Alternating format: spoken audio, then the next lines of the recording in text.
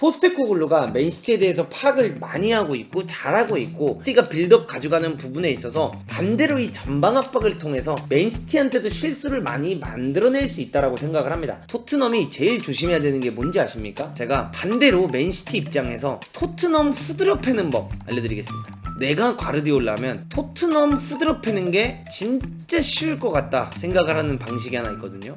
문도구한테 기대가 안 되냐라고 물어보면 저는 기대가 안 되진 않아요. 왜냐면 맨시티가 과연 아스톤빌라 상대로 이런 환상적인 경기력을 보여줄 수 있었을까? 여러분들 전 그걸 말씀드리고 싶어요. 과연 맨시티라고 한들 벤탄쿠르 수비형 미드필드에 넣고 힐 넣고 우도기 이렇게 넣고 존슨 막 뛰고 셉세비에 손흥민 뛰고 이런 상태에서 맨시티라고 한들 얘네들이 뚜깝했던 것처럼 뚜깝할 수 있을까? 저는 못 뚜깝했을 거라고 생각해요. 진짜 이 토트넘이 지난 경기 때 정말 대단했던 것 중 하나는 뚜깝했다라는 거예요. 아니 이거를 부정할 수가 없는 게 요 멤버를 들고 나서 결과론적으로는 골이 들어가지 않고 득점이 이어지지 않았기 때문에 경기를 졌지만 맨시티도 이렇게까지 아스톤빌라를 후드려 패기는 어렵다라고 저는 생각을 하기 때문에 과연 맨시티를 만났을 때 토트넘이 쉽게 질 거냐라고 생각하면 저는 쉽게 질 것 같진 않아요. 쉽게 질 것 같진 않은데 여기서 과연 라인업이 어떻게 나오면 좋을까? 요거에 대한 이야기가 많은데 저는 그렇게 생각을 합니다. 문도그는 황로엘과 벤 데이비스는 변함없이 나올 것 같아요. 왜냐면 에릭 다이어랑 이야기를 했고 다이어한테 이제 너 그만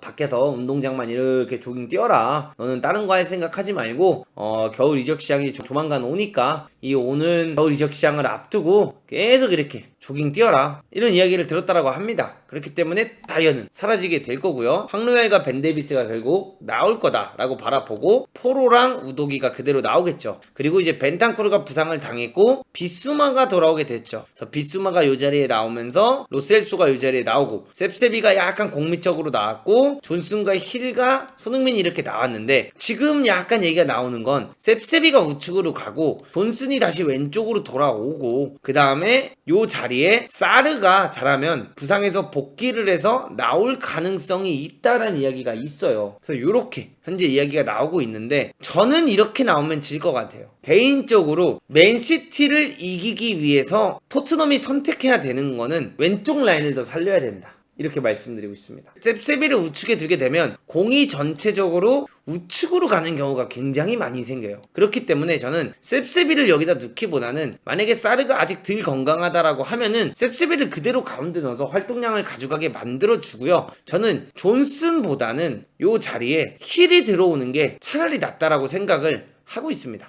차라리 힐을 요 자리에 넣어주고 그 다음에 제가 생각하는 거는 요런 라인업입니다.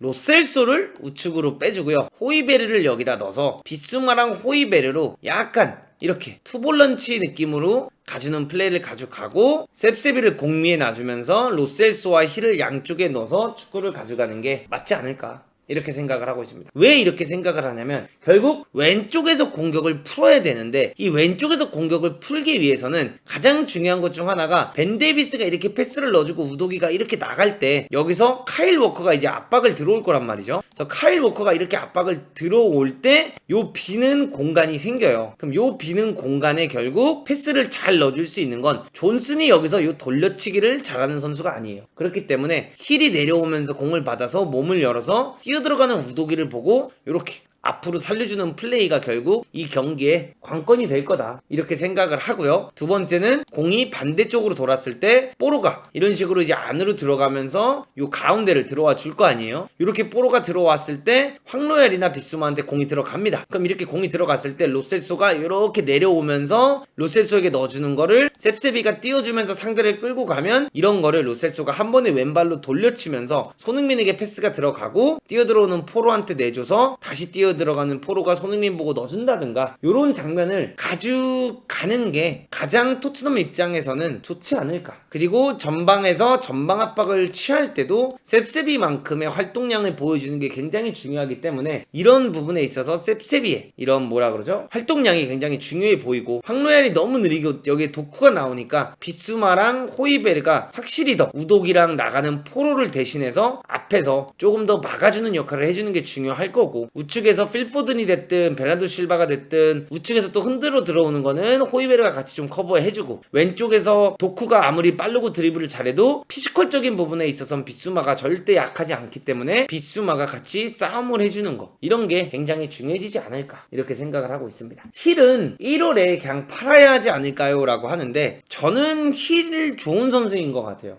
아직 힐이 당연히 완성형 선수가 아니지만 지난 시즌에 라리가에서 세비야에 가가지고 힐이 뛰는 거 보면 요 왼쪽 지역에 와서 힐이 굉장히 준수한 플레이를 보여줬어요. 힐이 그 세비야에서도 이강인이랑 마요르카랑 뛸 때도 보면은 왼쪽 윙백에 나왔을 때 힐이 굉장히 괜찮은 플레이를 많이 했고요. 지난 아스톤빌라 경기 때 힐이 나왔을 때도 꽤나 괜찮은 퍼포먼스를 저는 보여줬다라고 생각을 하기 때문에 우도기의 장점을 살리는 유형의 선수가 저는 힐이 더 맞다라고 생각을 하는 겁니다. 그러니까 이게 뭐냐면 존슨이 매력이 있어요. 존슨만의 속도감이 있고 존슨간의 매력이 있는데, 반대로 봤을 때 그러면 존슨이 카일 워커한테 치고 달린다고 결국 존슨이 카일 워커한테 치고 달려서 이길 거냐라는 걸 따져봐야 돼. 그랬을 때는 난 아니라고 생각을 하거든요. 그럼 카일 워커한테는 결국 속도로 싸움을 거는 게 아니라 힐이라든가 이런 선수로 언더래핑, 타이밍을 뺏으면서 나가는 언더래핑을 더 누가 더 잘 활용해 줄 수 있냐, 이거를 따져야 된다고 생각을 해요. 그럼 우도기를 누가 더 잘 살려줄 수 있냐라고 따졌을 때는 저는 힐이 더 우도기를 잘 살릴 수 있다 이렇게 바라보고 있기 때문에 힐이 뛰어야 된다 이렇게 생각을 하고 있습니다. 결국 이 토트넘 스쿼드가 잘 되기 위해서, 맨시티 경기에서 이 토트넘이 경기를 잘 풀기 위해서 가장 중요한 자원이 여기서 누구냐라고 따져봤을 때는 이 두 친구입니다.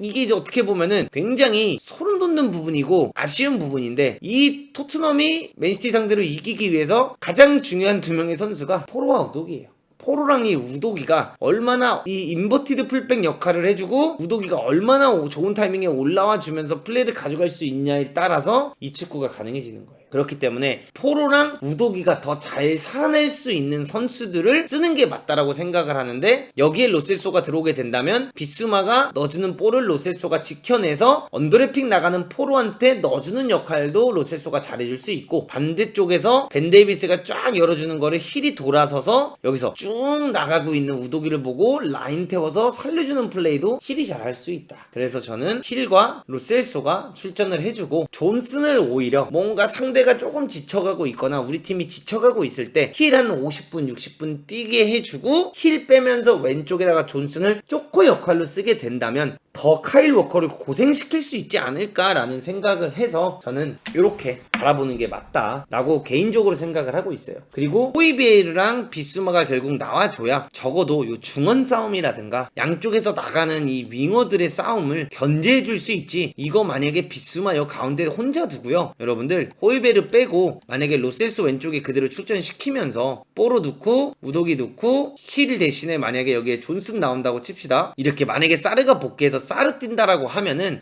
저는 이렇게 뛰면서 절대로 뽀로 이렇게 들어가는 거랑 우독이 들어가는 거 이거 다 감당하면서 비수마랑 황로안이랑 벤 데이비스가 셋이서 수비 못 가져갈 거라고 생각을 해요. 얘네가 이거 절대 못 막습니다. 홀란드, 도쿠, 필포든 얘네 셋으로 못 막는다. 그렇기 때문에 비수마가 한쪽을 커버해주면 결국에는 어느 정도 반대쪽에 있어서 책임감을 가지고 막아줄 수 있는 선수 한 명쯤은 더 필요하지 않나 이렇게 생각을 하고, 그래서 이번 경기에서 토트넘이 본인들이 만들어내는 그 찬스만 살릴 수 있더라면, 손흥민 선수가 이번 시즌에 어시스트가 적어도 6개 정도는 됐어야 돼요. 근데 손흥민이 지금 어시스트 하나밖에 없는 걸 보면 이 토트넘의 스쿼드의 능력이 지금 드러나는 거라고 생각을 하는데, 우도기가 됐든 뽀로가 됐든 셉셉이가 됐든 이 선수들 중 한 명이 적어도 골을 넣어줘야 되고, 손흥민이 한 골 정도는 넣어줘야지 이 경기를 이길 수 있지, 친구들이 골을 만약에 넣어주지 못하면 맨시티한테 결국에는 지게 되지 않을까. 근데 만약에 우도기라든가 셉셉이라든가 존슨이라든가 힐이라든가 뭐 로셀소 이런 친구들이 득점을 가져가 줄 수 있다라고 하면은 충분히 토트넘이 맨시티에게 업셋을 만들어 줄 수 있는 경기가 될 수도 있겠구나라는 생각을 하고는 있습니다. 그래서 무조건적으로 질 거다라는 생각이 딱 들진 않아요. 아스톤빌라 경기를 보고 나서 저는 느낀 게,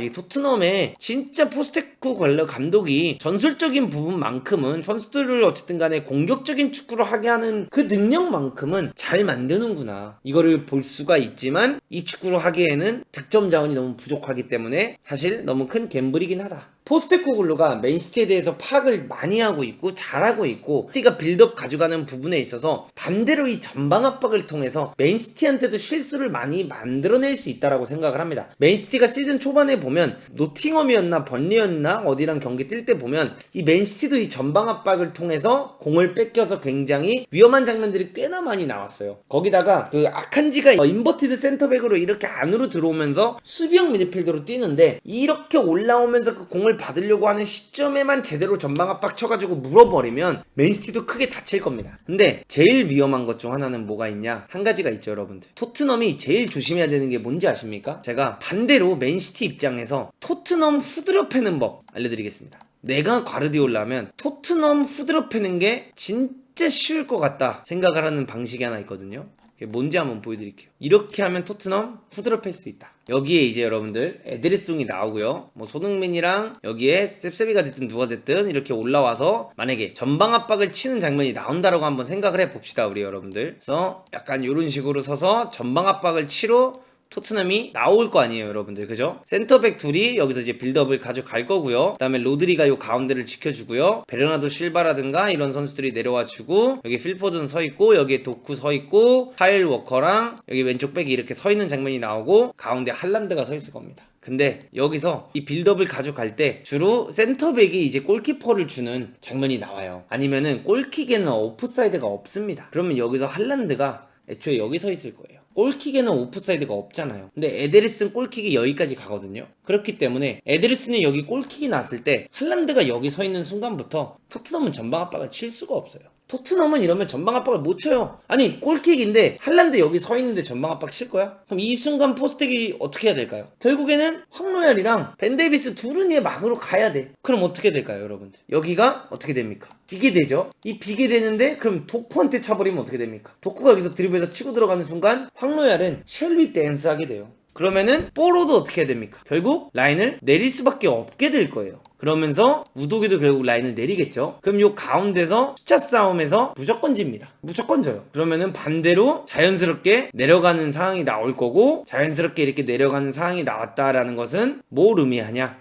맨시티가 지배하는 축구를 하면서 뒤질나게 공격을 하는 장면이 나올 거다. 그래서 나는 내가 펩이었으면, 제가 펩 과르디올라였으면은, 혹은 제가 펩 과르디올라 옆에 있는 코치진이었으면은 저는 과르디올라한테 이 축구 하자고 할 것 같아요. 처음 5분은 빌드업하는 척해서 토트넘이 미친듯이 전방 압박 준비해온 거 하게끔 하라고 해놓고 그냥 에드레송으로 헐란드 보고 붙이는 축구 하라고 몇 분 동안. 펩이 자존심 때문에 절대 이거 안 하려고 함이라고 하는데 전에 벌써 이렇게 해서 아구에로로 골 넣은 적이 있습니다. 그리고 펩은 나이가 들면 들수록, 시간이 지나면 지날수록 유연해지고 있어요. 그렇기 때문에 요거 하는 순간 토트넘은 자기들이 준비한 전술을 아무것도 펼칠 수 없게 된다. 이렇게 말씀드리고 있습니다. 진짜로 딴 게 없어요, 여러분들. 그냥 상대가 토트넘이 전방 압박 치려고 준비해가지고 라인 이렇게 올린 상황이 오는 순간에 그냥 할란드를 여기 세워놓기만 하면 돼요.